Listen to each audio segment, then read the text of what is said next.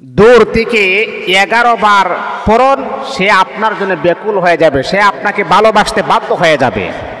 অনেক সময় দেখা যায় যে হুজুর আমার স্বামী তো বিদেশ চলে গেছে, অনেক বছর হয়ে গেছে, অনেক মাস হয়ে গেছে, আমার সাথে কোনো যোগাযোগ নাই। এখন হুজুর কি করা যায়? আমার 2টা বাচ্চা আছে, একটা মেয়ে আছে, তাদের ভরণ পোষণ আমার স্বামী আদায় করে না। এখন আমি কি করতে পারি হুজুর? আমি তো একটা টেনশনের ভিতরে আছি, আমি তো একটা ডিপ্রেশনের ভিতরে আছি। আমি আমার মাকে বলবো, শুনেন, যদিও স্বামীর সাথে যদি আপনার যোগাযোগ নাও থাকে, আমি যে প্রচেষ্টাটা আপনাকে দেখাচ্ছি, যে নিয়মটা আমি আপনাকে বলে দিয়েছি, এই নিয়ম মাফিকভাবে যদি আপনি এই কাজগুলা করতে পারেন, আল্লাহ পাক রব্বুল আলামিন আপনার স্বামীকে আবারও আপনার কাছে ফিরিয়ে দিবেন। আপনার স্বামী নিজের ভুলটা বুঝতে পেরে আপনার কাছে নিজে সারেন্ডার হয়ে যাবে। স্বামীর অন্তরে আল্লাহ পাক আপনার প্রতি ভালোবাসা আকৃষ্ট আমার আল্লাহ দিয়া দিবেন। এটা তো হালাল সম্পর্ক, এটা তো বৈধ সম্পর্ক। এই সম্পর্কের জন্য আপনি কাজগুলো করতে পারেন, কিন্তু হ্যাঁ, আমি আপনাদেরকে সাজেস্ট করব নাজায়েজভাবে যাতে করে এই কাজগুলো আপনারা করবেন না। যদি আপনি করেন তাহলে আপনারা বড় ধরনের বিপদের সম্মুখীন হওয়ার সম্ভাবনা রয়েছে।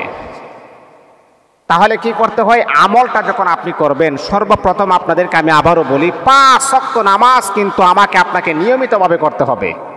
আপনি ছেলে হন অথবা মেয়ে হন, যে কোনো মানুষ হয়ে আপনি হন না কেন, 5 ওয়াক্ত নামাজ কিন্তু পড়তে হবে। 5 ওয়াক্ত নামাজ ছাড়া আমল করলে কোনো কাজে আসবে না।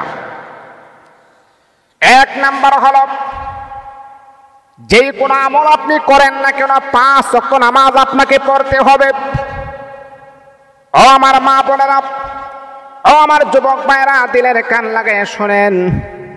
মা বোনদেরকে আমি বলি, আপনার স্বামী বিদেশের জমিনে আছে, এমনকি আপনার স্বামী অন্য কোনো নারীর সাথে পরকীয়ায় লিপ্ত আছে, আমাকে ফোন দিয়ে অনেকে কান্নাকাটি করে বলেন, হুজুর আপনার বয়ান তো আমরা প্রায় সময় শুনি, কিন্তু হুজুর আপনি জানেননি আমার স্বামী এখন আর আমাকে আগের মতো ভালোবাসে না, আগের মতো আমাকে মহাব্বত করে না, আগের মতো আমাকে শ্রদ্ধা করে না, সম্মান করে না।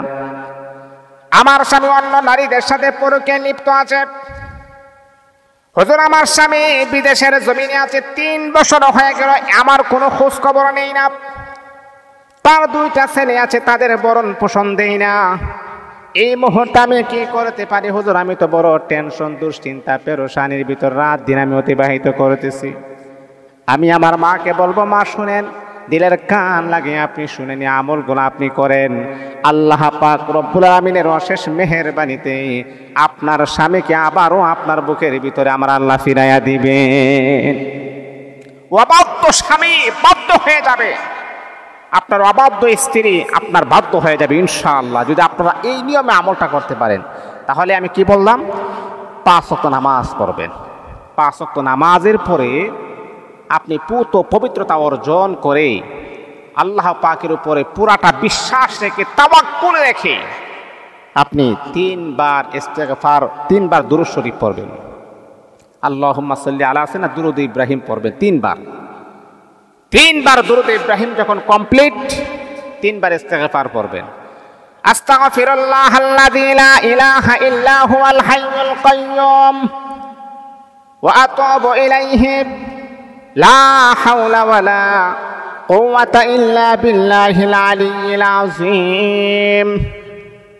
একবার এইভাবে 2 বার 3 বার পড়বেন আপনি।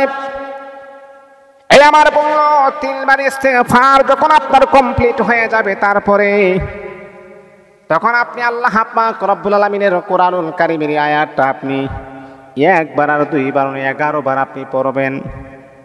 ওয়া আলকাইতু আলাইকা মাহাব্বাতাম মিন্নি, 1 বার আবার আপনি পড়বেন ওয়া আলকাইতু আলাইকা মাহাব্বাতাম মিন্নি, ওয়া আলকাইতু আলাইকা মাহাব্বাতাম মিন্নি। এমন করে করে আপনি 11 বার পড়ার পরে আপনার যদি স্বামীর কোনো ছবি থাকে অথবা স্ত্রীর কোনো ছবি থাকে, এইভাবে আপনি ফু দিবেন।